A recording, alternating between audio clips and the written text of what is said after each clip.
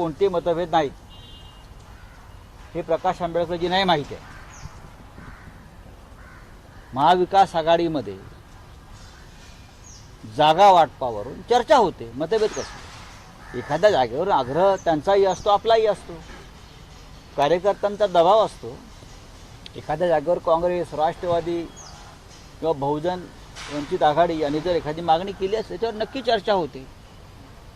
आता प्रकाश आंबेडकरांकडून एक यादी आलेली आहे ना, त्यात त्यांनी म्हणत आहे की आमची इच्छा आहे की या जागेवर आम्ही काही काम केलं आहे.